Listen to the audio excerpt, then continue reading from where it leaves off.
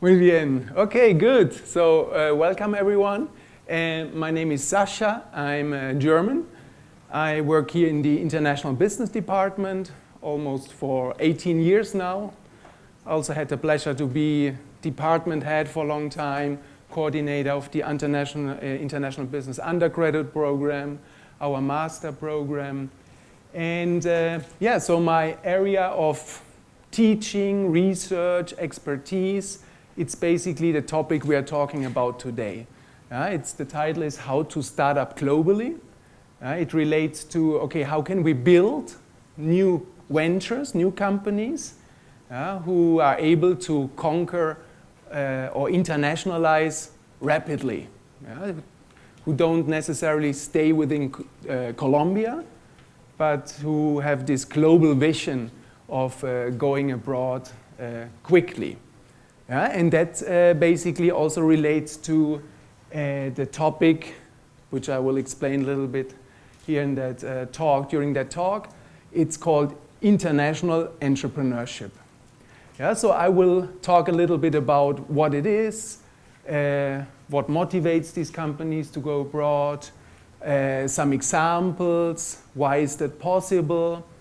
And Eric here, he will talk about a little bit more the pragmatic side, because Eric, he's managing a fund, a venture fund, who invests in these type of companies. Not companies that necessarily focus on the Colombian market, but that are trying to conquer the US market in that case. So Eric will also talk then on of how to create a business model, how to pitch to investors, basically, these business ideas, these business models. Good. Let me see if that works. Okay. So to start with, I put there some logos of some of these companies that basically have more an international or global vision. Maybe I don't know if you're familiar with these, maybe with some of them. Like maybe most of us know Rappi at least. Maybe with some others you're not so familiar, because they are not targeting the end consumer, but more companies, like Ubidots. So these are just some examples of companies. They are basically, many of them here, they're here from Medellin actually. And they basically created a business model that is able to internationalize rapidly, so that not necessarily focusing only on Colombia. And many of them, as you can see, they use the internet, they use digital platforms to enhance their business models. But maybe an exception here would be Pergamino. I guess most of you know Pergamino, a coffee shop. And maybe that's the exception here, which doesn't employ like an internet-enabled platform. For distribution of coffee, yes, because if you are in the US or in any other country in the world, you can order their coffee, which is then basically through the internet, which is distributed through FedEx. But also their business models, of course, they have stores here that you can visit in Oviedo, Calle de la Primavera, in the airport. But basically the main business here is also to export coffee to the US, to Asian markets, to Australia, Japan, and so on. So these are just some examples, basically, of companies that basically started globally or internationally. So this is basically something which combines two areas. Because, I don't know, most of you maybe have taken entrepreneurship course. Usually you do that during the first semesters of your undergraduate studies here at ERFIT. Others study international business here, international business students. And what we are doing here is we're bringing these two areas together. Entrepreneurship and also international business. So basically how to create ventures with this international vision. And this is actually like a field of interest. People are researching that, writing about that, and that's what we are also doing here in our international business department. Maybe here, I like this graph actually very much, which shows us a little bit of what we are talking about. Because when we just talk about entrepreneurship, so we're creating a new company here in Colombia, and our customers are in Colombia. So we are basically here, domestic focus as a new venture. Or when we talk about established companies and international focus over there. So we have here, Nutresa, Argos, Sura, the typical, what we call multilatinas, or companies that are founded. They have a long period here, 10, 20, 30, 40 years in Colombia, before they actually then go abroad. So that's what we typically study here in international business. And basically what we are looking at here are new companies with this international or global focus. This is also something quite new actually. And let's go over here. So basically what it is about, just one definition, because entrepreneurship is all about opportunities. I detect opportunities, there are certain trends, and I try to take advantage of these opportunities. So I basically try to find a solution for a problem that exists. And in that case here, these problems usually are problems that are, or opportunities that are international or global. So they cross national borders. So international entrepreneurship is about that, to discover or create and exploit these opportunities that exist basically worldwide. Good. So there are all types of different expressions. Maybe some of you already came over. Like some of them are referred to as global startups. Others talk about high technology startups. Because many of them are really related to, they employ like high tech. But there are also other examples, like in the case of Pergamino. But many of them basically make use of, let's say, the internet to reach customers, to distribute their products, and it's part of their business model.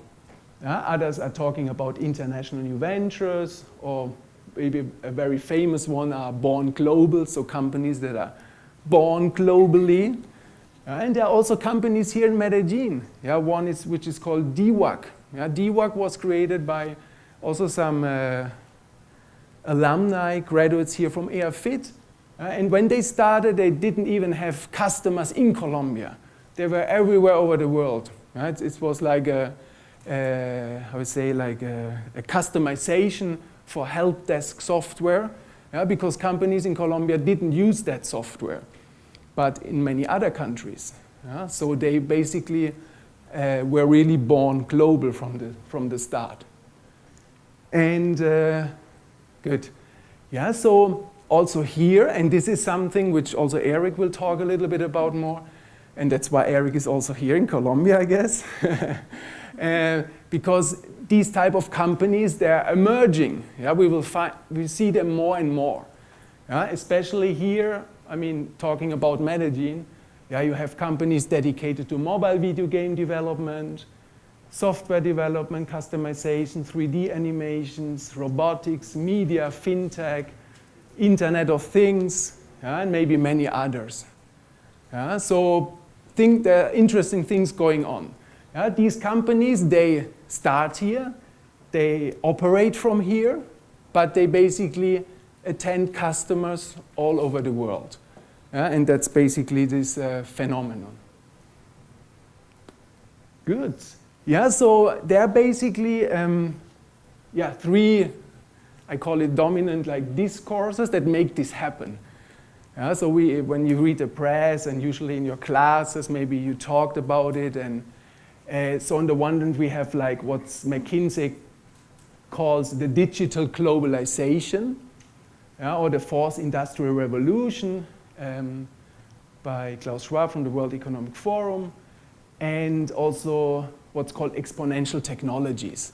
I mean, they all maybe reflect similar things, but these are like trends that make it possible that these type of companies emerge and exist. So maybe just quickly, I mean, digital globalization, of course, it's about flows of information, of digital information,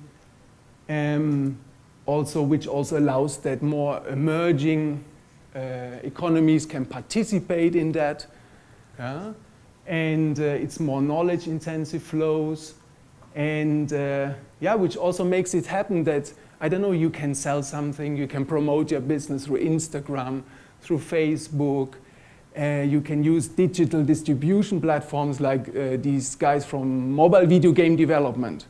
They're using, of course, the App Store, Play Store, I don't know, Steam, all these digital distribution platforms to sell worldwide.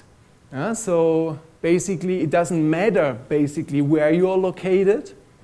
If you have the talent and the people dedicated to it and connection to the internet, a broadband connection, you can do this from everywhere.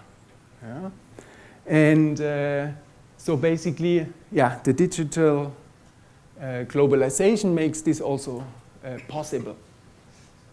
The fourth industrial revolution, I mean, this was also heavily in the news in the last weeks or months, where it was announced that the Center for the Fourth Industrial Revolution for Latin America will be here in Ruta N. And I mean, this is also something interesting for the, I would say, local ecosystem of innovation and entrepreneurship. And they will also start initially with 3 areas related to artificial intelligence, to improve mobility, and privacy and productive use of personal data. So all these areas, they are also, I mean, they provide opportunities. So if you're an entrepreneur and you can create technologies to improve mobility.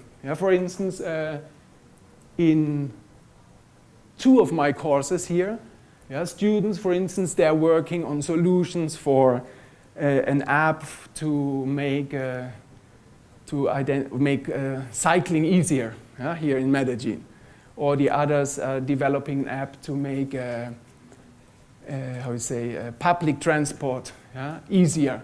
So they provide information on the buses, where they are, what time they're arriving, leaving. And these all are solutions basically that point at the improvement of the mobility. So there are also interesting things that can be exploited as an entrepreneur. And you can take advantage of that. That center is based here basically also in the city. Exponential technologies, of course, here that's an example from Singularity University, the time to reach 50 million users. Because now almost everyone is using a smartphone. Of course, if I'm distributing something on a smartphone, I can reach people much quicker. Because when you look at like the telephone, basically it took 75 years to reach 50 million users. Whereas like, I don't know if you remember Pokemon Go, it was like in 3 weeks, where you had could reach 50 million users. So exponential technologies, they basically, of course, build on previous technologies. So if you have a smartphone solution, it's very easy, of course, to reach people in a very short time. Good. Yeah, so other ones like the artificial intelligence, augmented reality, blockchain, biotech, which is also a topic here at EHFIT. Biotech, Internet of Things, 3D printing, robotics. Yeah, all this, of course, this makes it, provides a lot of opportunities, also for entrepreneurs to engage and to find opportunities, to work with these technologies, to become, to create such a born global or international new venture. So who are these people? Then that's the interesting thing. Who are these people running and creating these type of companies? So usually, these are people that have some international work experience, the founder of these type of companies. Maybe they have studied abroad. So like the founder of Pergamino, he did his undergraduate studies in, I think in Miami it was, his bachelor studies. Then he saw, okay, how is coffee consumed in the US? And he came back with great ideas, how to revolutionize this, the business actually of his father. Because he has this coffee, these fincas in Santa Barbara, and to not only export coffee as a commodity on the international market, but also directly to roasters abroad and specialty coffee stores and so on. So people have international experience, travel experience, and also something what's called like a global mindset. So that's what we usually try to teach to our international business students, to develop this global mindset, participating in exchange semesters, I don't know, in France, in Germany, wherever in the world, in the US. These experiential exercises also that we're doing where you are put together in teams like X-Culture or Global Enterprise Experience, and to develop, to interact with international students, which is also an opportunity to learn about the world and to develop this global mindset. And also something that's important here is that you don't get stuck, because usually when you create a company and everything focuses on, let's say, Colombia, all your structure, your knowledge in the legal side, in marketing, on the consumer, on technologies, you're trying to satisfy the needs of a consumer in Colombia, and once you are on that, often it's much more difficult for you than to look for other markets and to learn about other markets. So you might get stuck basically on that local market. Good. And this is also something that I found interesting. This was a research that I did with a colleague from Finland here in Colombia, where we were looking at software exporters, companies in Colombia that are exporting software. And basically what determines their success or their financial performance in other markets. And so we looked at, okay, how is entrepreneurship accepted and admired in society? Do people here admire an entrepreneur? Do they think this is something good?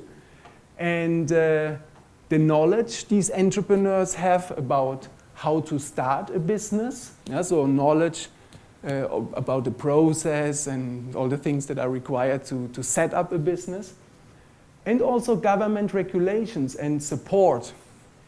So the support programs that are given by, now Impulsa, Ruta N, CREAM, there are all kinds of programs out there, but government programs. And actually there, it was quite surprising for us. Actually, it doesn't matter if the government gives you support. If you know about how to start a business, it doesn't matter. What matters is that you are admired as an entrepreneur and that people accept that, family, society.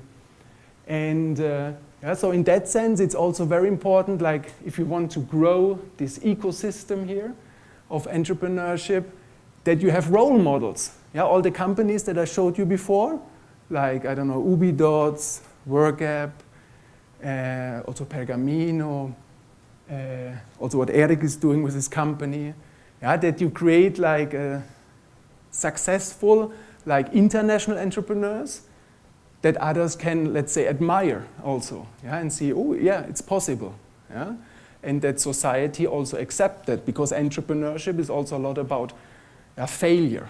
Yeah, these companies, yeah, they're somehow succeeding, but many of them, of course, are failing, and but that it's accepted, like in society. Yeah, that's important. Good. Yeah. So basically, there also, I mean, what is important, yeah, that you can start, let's say, or have success with your global startup, yeah, is often related to that you have founders who have this global mindset, this foreign experience, education abroad, yeah, that global vision, so the person, the founder of that company. Also something which is very important and that, yeah, relates to network, yeah, or the activity of networking. Yeah, so usually when you have lived abroad, when you studied abroad, worked abroad, you also create like a network, yeah, of contacts that nowadays, I don't know, I meet someone in Germany or in France or in Brazil. Yeah, so the first thing I do is, okay, let's add that person to my LinkedIn profile or, I don't know, Facebook or whatever. Yeah, but that you create this network of contacts, which you then also later, yeah, can maybe exploit. So if I'm interested in a market, okay, let's see, who do I know in Chile, who do I know in Germany, who do I know in the US? Yeah, and these people can be very helpful for you also to go into that market, basically. Yeah, and some also talk about, yeah, the age. Yeah, so that's why it's important that when you have the plan to become international, to do this rapidly, yeah, don't wait too long, so otherwise you might get stuck in the local market. Yeah, and also locational advantage, what Brett, I think you are researching that, no? Clusters and so on. Yeah, and that can be also important, that you are embedded, yeah, in a striving like ecosystem where you have other international entrepreneurs to talk to and maybe to find talent, to have access to finance. And yeah, that's also very important here in that sense. Yeah, just to finish here on my side, before Eric will also talk, yeah, what do I see, yeah, when you want to start up globally? Yeah, what I just said is to cultivate this global mindset, travel, get to know the world. Yeah, also, if you cannot travel, yeah, engage with our exchange students. Yeah, so usually, I don't know, I'm quite lucky in my courses. I have many exchange students, yeah, often more than Colombians. But it's interesting when you mix then foreigners and Colombians, the locals, yeah, to work on business ideas, to create new business concept proposals. There are interesting things coming up. Also here, there's a huge increasing community, what is called digital nomads. People that are working, I don't know, as freelancers or have their company and travel, enjoy the city because it's a nice place to be. And that's also interesting to interact with these people, to go to their meetings. They are like I think in Selina, there's this place in Poblado, yeah, where many of them work often. You engage with other international entrepreneurs who are in the city, because here there are Colombians that are starting these type of companies, but there are also foreigners like Eric, yeah, who come here and set up a business to work from Colombia to serve like international markets. Yeah, to acquire social networking abilities, that's also something important. And learn about technology. I think Eric is very keen on that. Everyone should learn some basic programming. Yeah? But yeah, so that you understand and can take advantage of these digital globalization, exponential technologies, things related to the fourth industrial revolution. Take advantage of local talent here in Colombia. And because this also, I mean, I think Eric will refer to that also a little bit, because it's much cheaper to have a programmer here in Colombia than in the US, for instance. There are some initiatives which are interesting, like what Eric is doing here with First Row Capital. You have NXTP Labs, which focuses more on Latin America. They're from Argentina, but they're also present here in Colombia. Ruta N is doing some things there to connect local entrepreneurs with international, with international businesses. Impulsa is starting something there now. And they're also interesting like corporate accelerators. The first one here was actually Sodimac Corona, which is like a kind of open innovation platform for them. So they have these calls to startups where you can apply to solve innovation challenges of Sodimac Corona. And Sura, Mexico, Protección Colombia, they also have such an accelerator. So if you have talent, if you are interested in finding a solution for their corporate problems, they also offer like support and an acceleration there. And you can also join our courses. We have a course on international entrepreneurship in our undergraduate program in international business, and also in our master in international business, where we also teach that topic and work on the design of business models with a global vision. All right, so yeah, I talked enough. Good, Eric, now you want to take that? Yeah. That, I guess. Okay. You told me you could hear me, but you couldn't. Okay. Great. Well, it's wonderful to be here always. Good afternoon. Thank you for letting me do this in English. My second time ever in Colombia, I met with this gentleman that I found on the Harvard Business School alumni database, and I didn't know who he was, but he mentioned, I should have read his entire profile, arguably, and his profile said business and political experience in Colombia, so I thought perfect. So I wrote to him, and when he responded and he said, sure, next time you're in Bogota, drop by, I finally looked him up, and it turned out this was one of President Uribe's 3 top people, basically. And I barely even spoke Spanish yet, let alone really knowing what I was doing. And so I thought, okay, this is fine. You're not qualified to be in the same room as this person, but do what you can. And so I met with him the first time when I went to Bogota, and he sat down and very serious, this was Bogota, so very serious, and said in Spanish, ¿Por qué Colombia? Why are you here? And I thought, okay, Eric, this is it. Like everything that you have been doing, learning Spanish in the United States, your first year at Harvard Business School, your 7 years in New York in finance and business come down to this moment. So I mustered everything I had, and in Spanish, I began my speech, and I said, I'm here for one reason only, the people, the talent. I'm not here for anything else. I'm not here for the resources. I'm not here for all the other stuff that maybe foreigners come for, the weather, whatever, certainly not in Bogota especially. And I'm just so inspired. I've been spending a lot of time in the major Latin American countries because I know I want to focus in Latin America. But I spend a lot of time in the major countries, and I'm so inspired not just by the larger transformation that Colombia has been doing, but the young people I've been meeting, the students, the entrepreneurs who are ready to take on the world, to compete with New York, Silicon Valley, Israel, everything. And I feel like I understand, I don't really know this country that well, but I do know business, I know finance, I know New York, and I can help them a little, hopefully, to bring global technology companies to the world built here.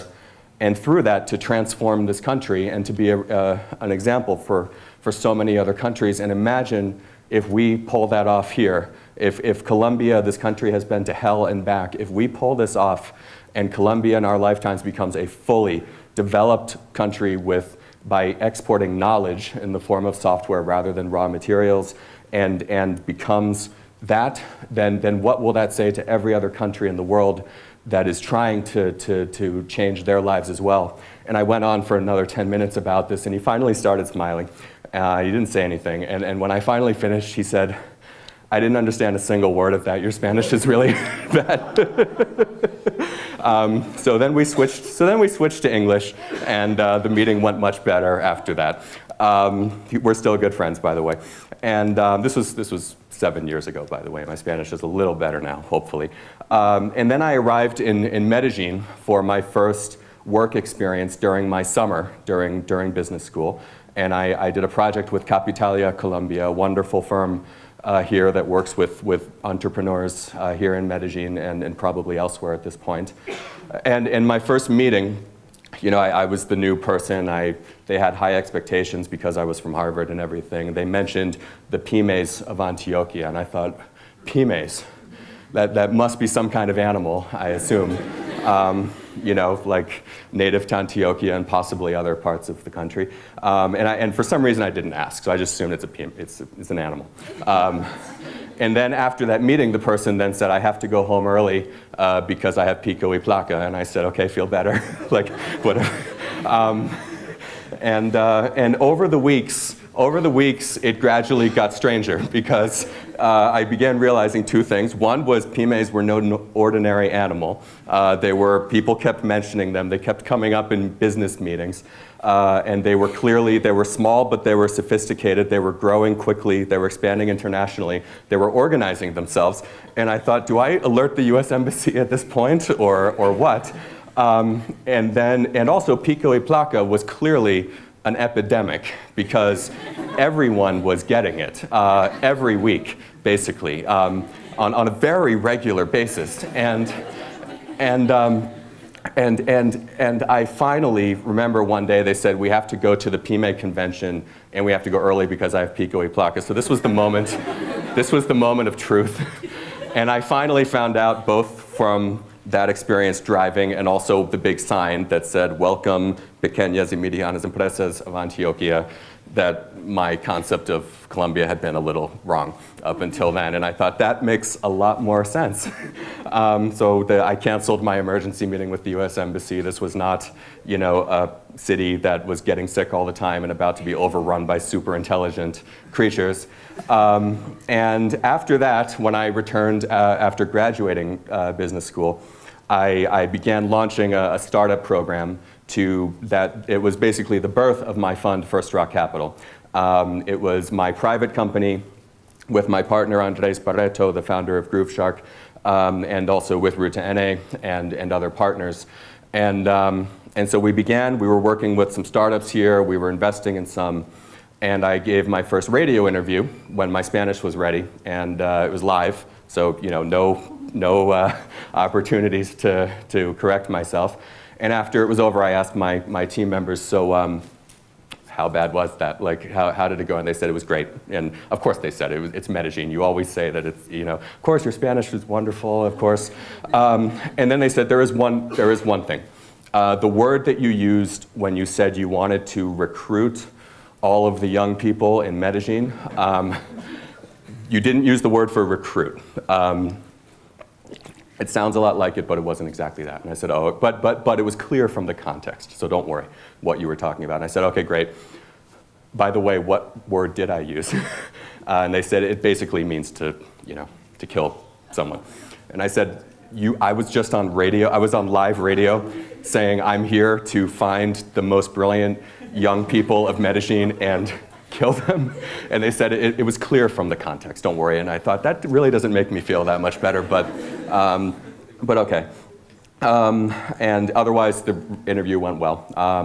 And then finally, one final little anecdote I want to share with you is once we were continuing along, we had to start opening bank accounts for the startups from here that we were investing in, and also the US startups that we were bringing here to recruit.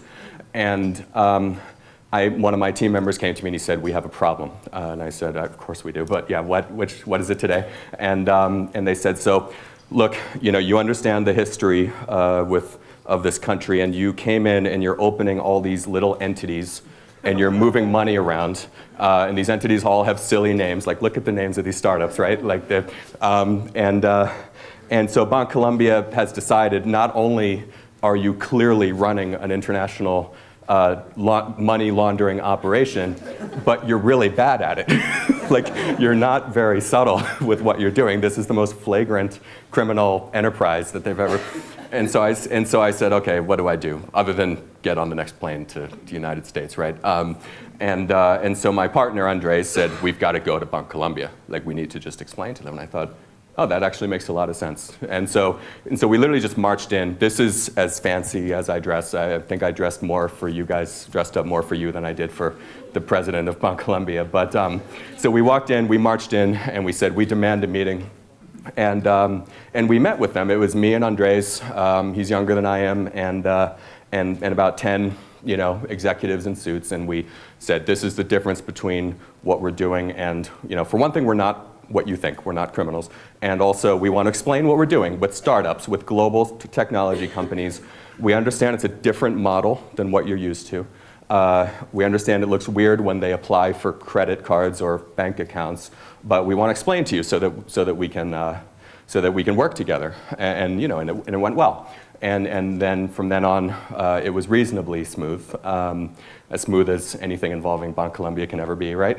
And so that, I'm mentioning those stories just because I'm going to tell you now more seriously about what I've observed in terms of what predicts success for startups based on the ones I've invested in, and also how to talk to an investor. But before I talk about all that, entrepreneurship is a very messy and kind of learning experience thing.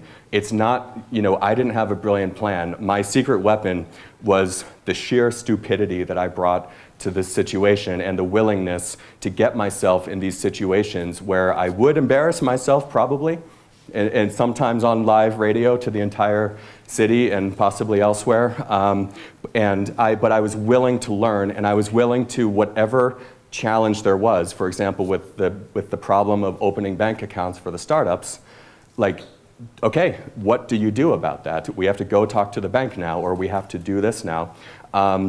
There's never a right moment. There's never the convenient moment to do a startup. If I had said I should wait until I truly understand Colombia to come here and try this, I wouldn't be here yet. At this point, I've been here 5 years, and the only way I ever got to know it a little, at least, was coming here and being willing to get punched in the face each day, basically, by the next stupid mistake I would make or the next unexpected obstacle that the startups and I would face.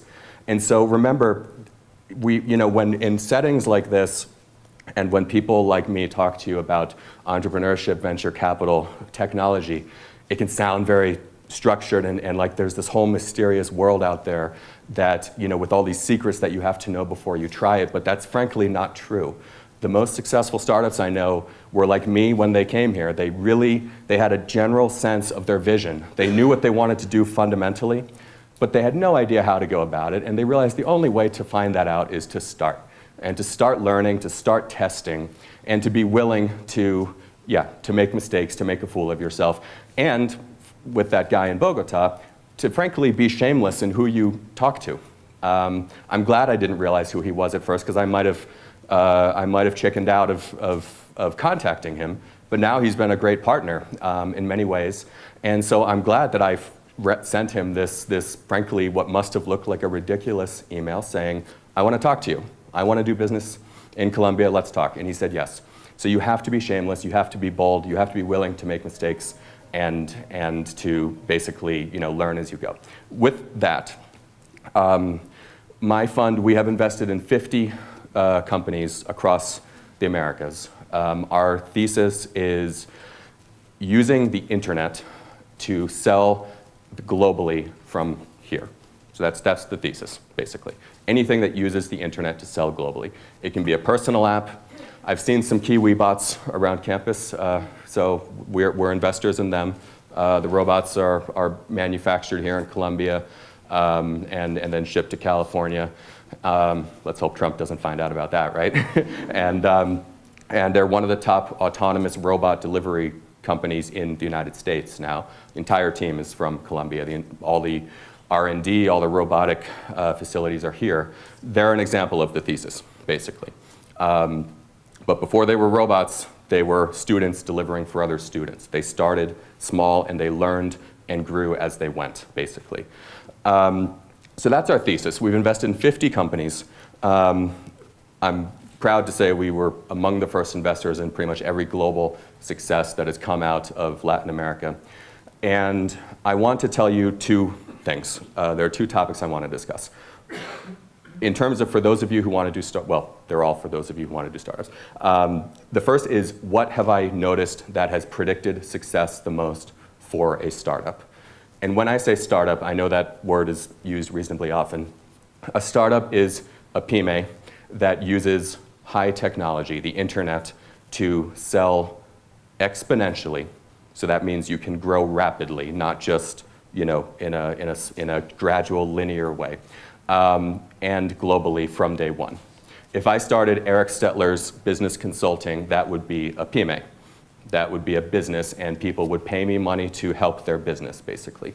But if I took my knowledge and I built an app, like the Eric app, that gives you business advice using something that I programmed, and I try to sell that app and I put it on the App Store, that's a startup, because that is something that can be bought by customers around the world, rather than the first business model where it's me talking to you. So obviously that puts a constraint on how fast I can grow. So when I say startup, it's a small company, an entrepreneur who uses technology to build a product that can be sold globally and rapidly. So we've invested in 50. This is what I have witnessed in terms of predicting success the most. First and foremost, and frankly, this variable for me has wiped out every other variable.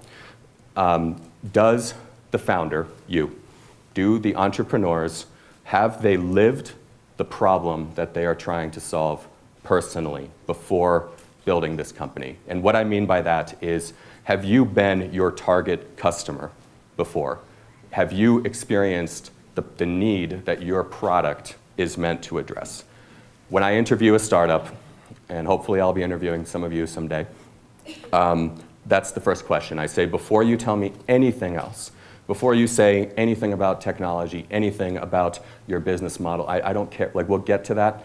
Tell me what problem you're solving and make me hate this problem. Don't just say, well, industry is inefficient. What does that mean? That's a macro statement.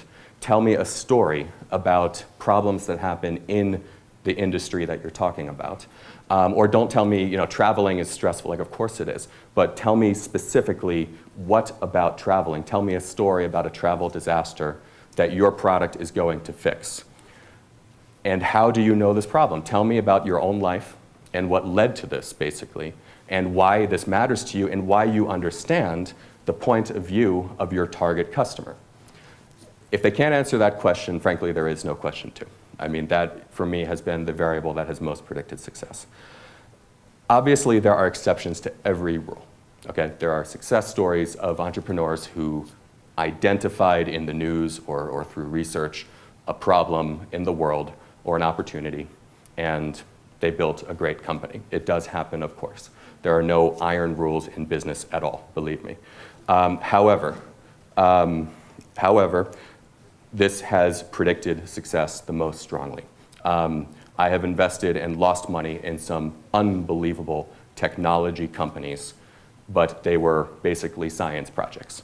They were, brilliant people building an amazing technology, Harry Potter level technology, guys, really good. But it wasn't for a problem that they had lived.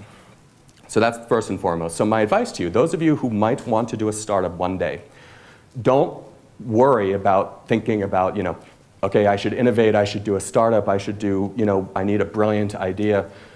Make a list of things you hate, of problems you have had, of unfortunate experiences you have had, and literally just keep that list in the back of your mind, and eventually it might start coming to you. How do I use technology to fix this, basically.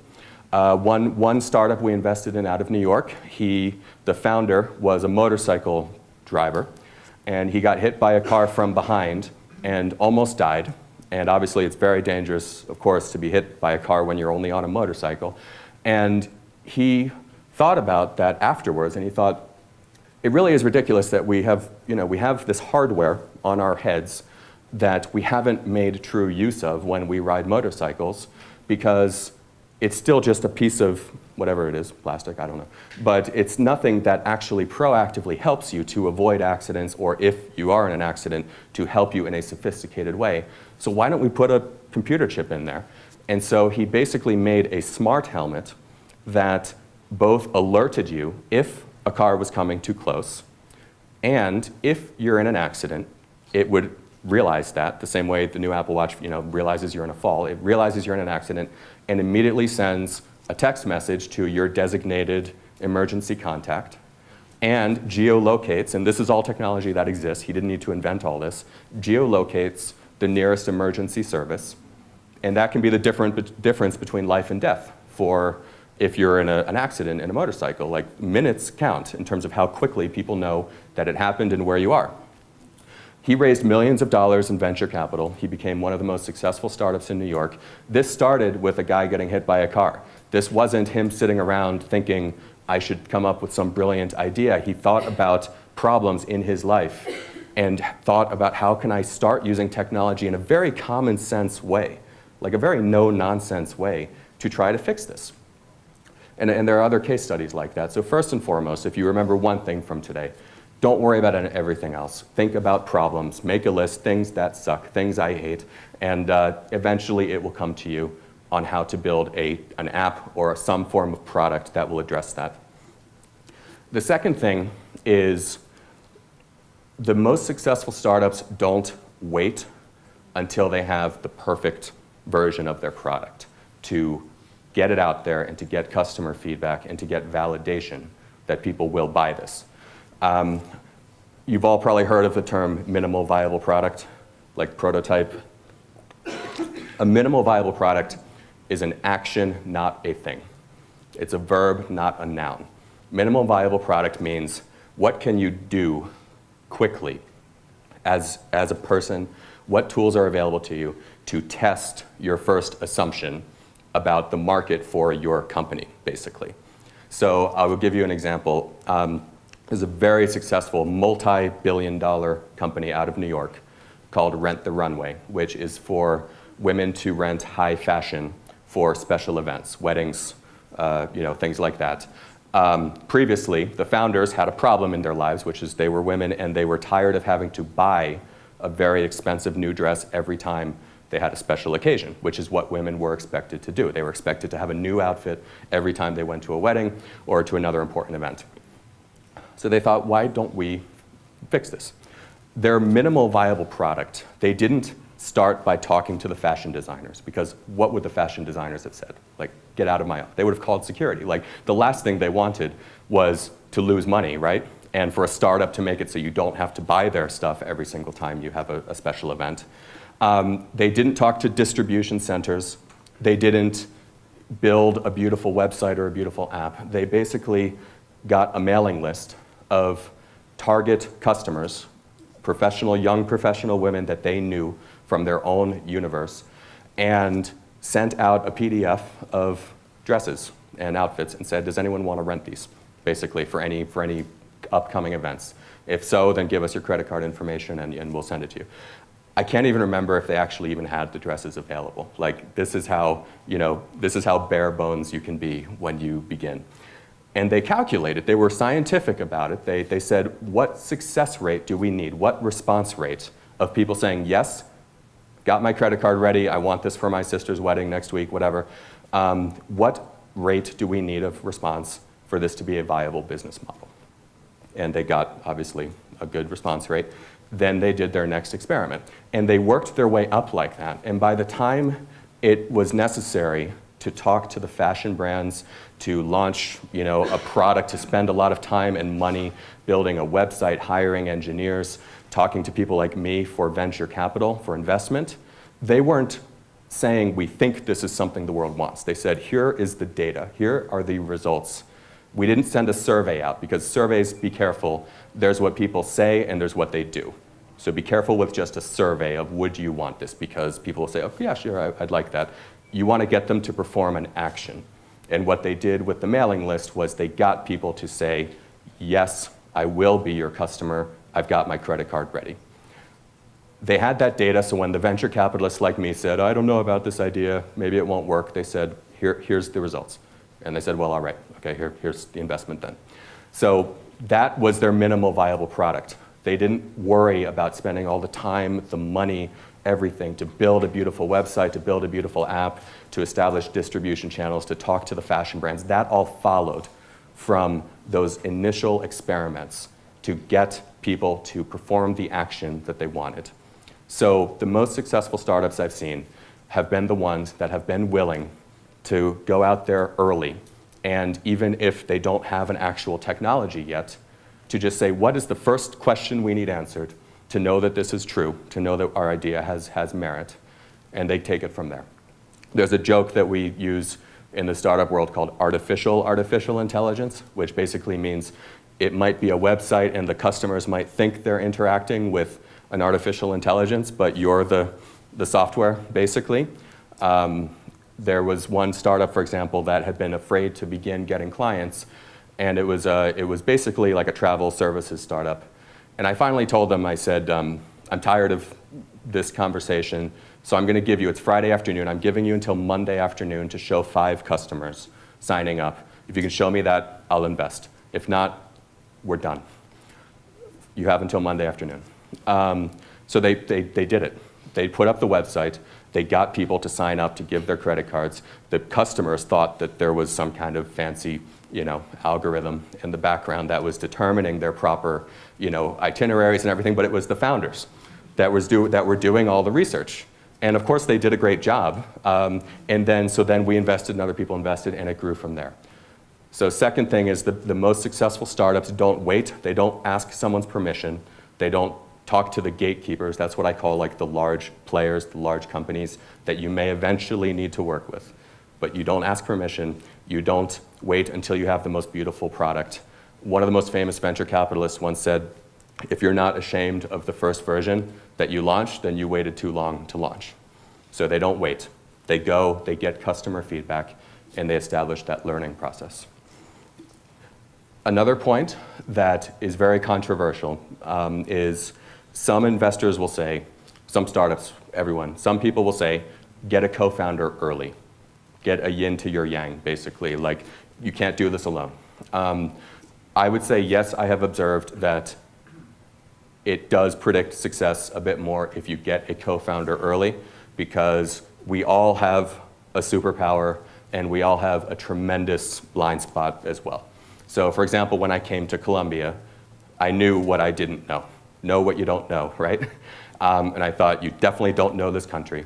You know what you fundamentally want to do, which is invest in young people here with global business models, but you don't know how to go about that. So you basically need a Colombian co-founder who has come at this from the other direction. So that's why I partnered with Andres Barreto, because he was from here. He had built companies. He has nothing but hatred for the New York finance world, I think, and Harvard Business School. So he worked with me despite the fact that I had all that experience. But he knew he needed me. He knew he needed someone with my profile. And that's why we made a great team. That's why we make a great team, is we are not the same person. We are completely different people. He knew he needed a finance MBA person to build a venture fund. I knew I needed a Colombian entrepreneur. So know what you don't know and think about getting a co-founder early. And this is not something that you put a job description out for. This is a targeted network search. Your own community, your university, your friends, your family. Like, this is someone who you are going to go to hell and back with before the movie is over, and you need to really trust them and really respect them and know that you will work together well as a team. Getting your co-founder is one of the biggest, most important, and most difficult steps. It's much harder than getting venture capital. Venture capital, frankly, is the natural result of all this other stuff. But getting the right co-founder, getting the right team together from your network and convincing these people that of all the opportunities available to them, that they should join you, that will be one of the most difficult things you will do as an entrepreneur. Then, another thing that I have witnessed predict success a lot, and this is similar to one of the points I already made, is you pick one growth metric, not revenue, because startups don't necessarily have revenue at first. You might have users, using your app or using your software, but you're not necessarily charging them, at least not much yet, because you want to get it out there. You want to get it in their hands, you want to learn from them.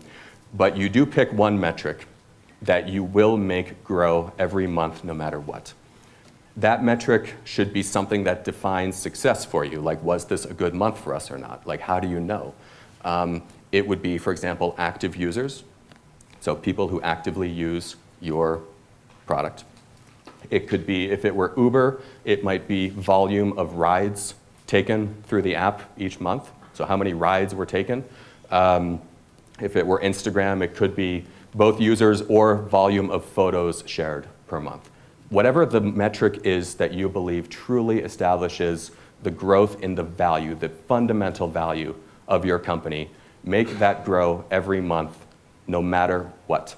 And sit down with your team and say, okay, we had 1,000 users on December 31st, so we want 1,200 users. We want 20% monthly growth. Target that, by the way. That's the target, 20 to 30% per month, which you can do with the internet. What do we have to do this month to get 200 more users? And just list the things. We can do social media. We can do an ad campaign. We can invite our current users to refer people. We can do, just make the list, but hit that number. And then, again, every single month. And that curve is going to be one of the most powerful things in your investment proposal when you speak to investors. I know 20 to 30% per month growth sounds like a lot, and it is. But notice I didn't say anything about the absolute quantity, okay? It's the trajectory, not the level, that matters in the eyes of investors and for you in terms of establishing the growth potential of this company. It's fine if you say, we had 10 users this month, then 12, then 15, then 20, then 40. Fine. That's a pretty good growth rate, right? And it's still 40 users, but if that trend continues, eventually you've got a lot of users.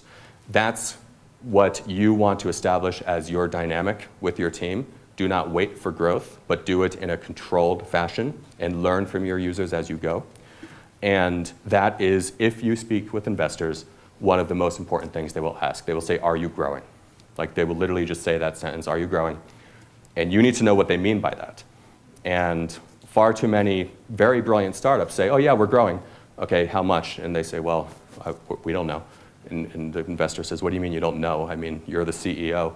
And the startup says, well, I mean, and then it turns out they actually don't know what defines their growth. They can feel that they're growing. It's like, we're definitely growing. We're absolutely growing, and things are moving so fast. But they haven't picked one key metric, one number, active users, photos, share, something that demonstrates, look, we are absolutely growing, and we can prove it. There are two other metrics that basically define, in addition to growth, that define the value of your company, and you want to watch these so carefully. The second is retention. So are your users staying with you? So the problem with early stage startups is that they often encounter is a lot of people will want to try something new. What's the word in Spanish? Gamosos? Is that correct? It's either really correct or really wrong, but I'm not sure which one. But early adopters, gamosas, yeah. Early adopters. If I launch a competitor to Uber today, I will get growth for a little while because people will say, ooh, a new entrant in that market. Like, interesting, let's try it because it's interesting and new. So I might have a few weeks of growth. That certainly doesn't mean I am truly going to beat Uber. What then comes into play is the question of, are your users staying with you? So you need to be careful about the early adopters, the yeah, that word that I used, early adopters, you need to keep a very close look on, are our users staying with us? For the users, you look at it in cohorts, and cohorts can be understood like classes in a university. Like the users that began with us in January, are they still with us today?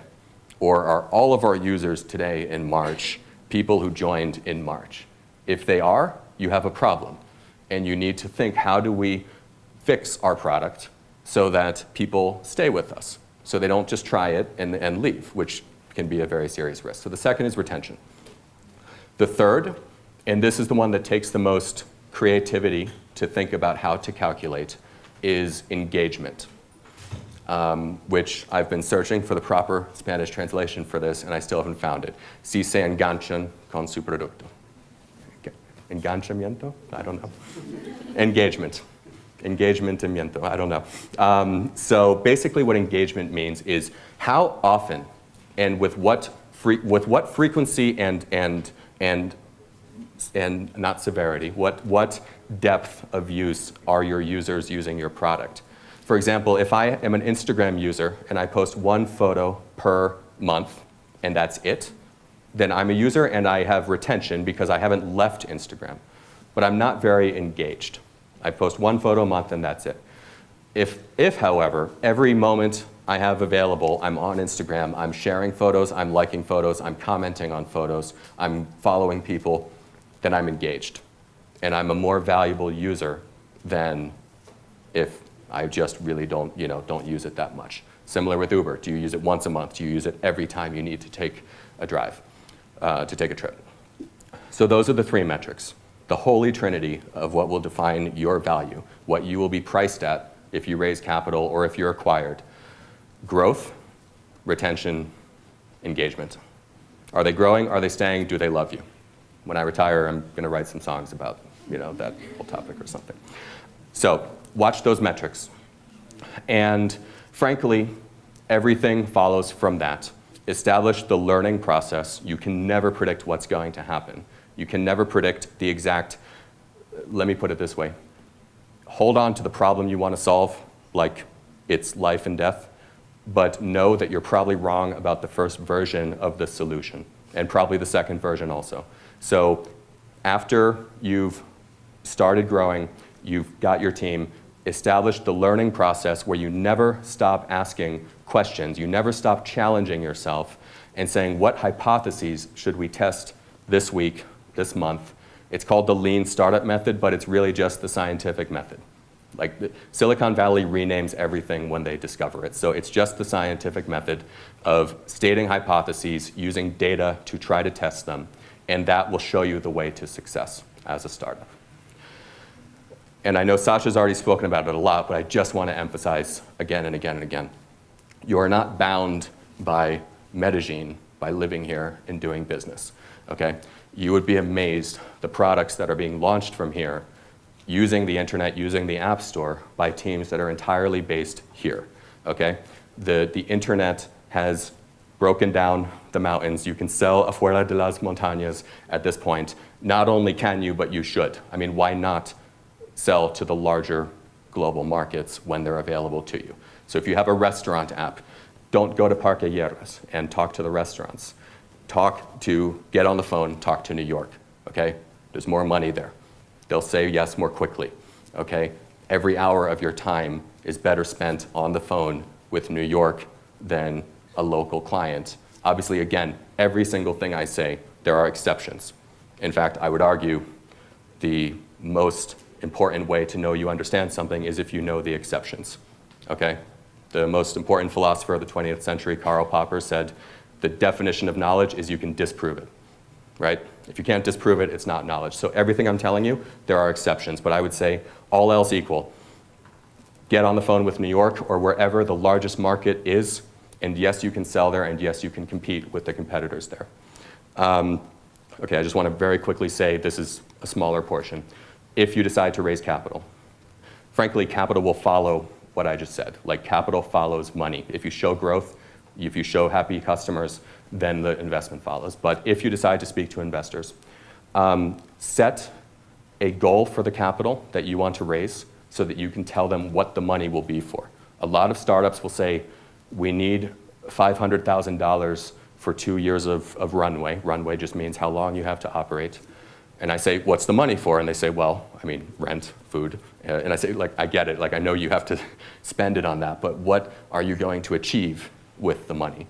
And that's where the growth comes in. You say, oh, well, we intend to hit 100,000 active users or something like that. And that will give the investors the signal, okay, they are going to spend our money wisely and our investment value will go up. And so you start actually by picking a goal.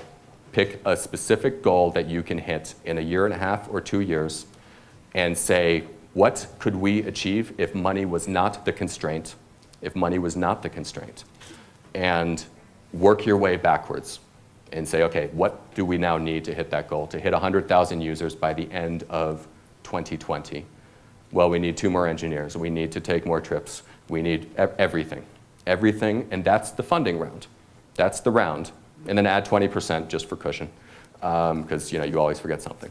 And then when you speak to investors, that's how you present it. You say, we're going to achieve this. We need your money for that.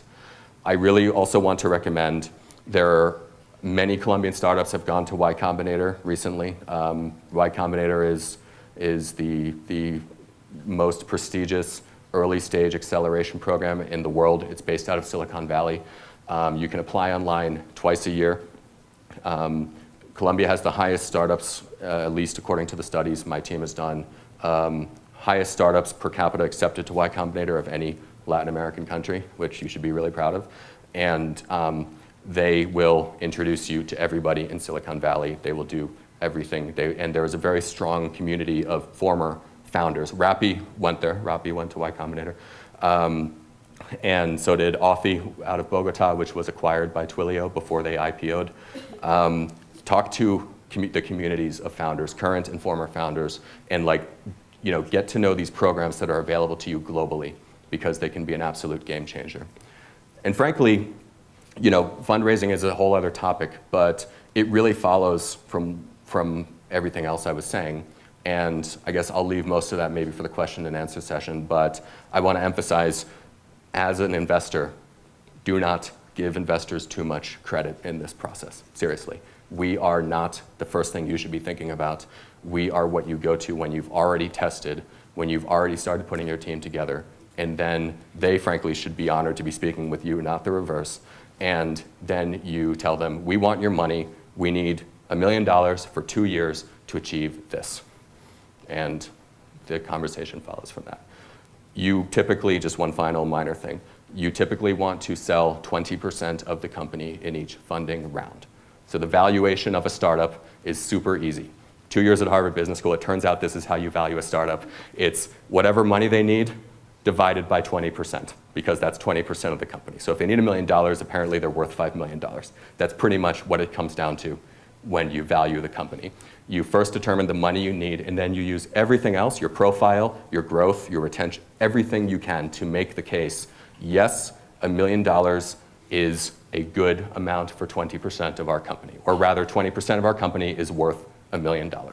It's not a cash flow model because you probably don't have a lot of data yet for a real financial model. And that's how it works. I will stop with that. I know I went over a little, I apologize. But let's switch to the questions and answers for anyone who is interested in either joining. Remember, you can join startups. You don't have to have your idea yet to join a startup as well. Many are recruiting here. So for any of you interested in either joining one or founding one eventually, or anything else you want to talk about, basically. But thank you so much for your time. Viva Colombia. And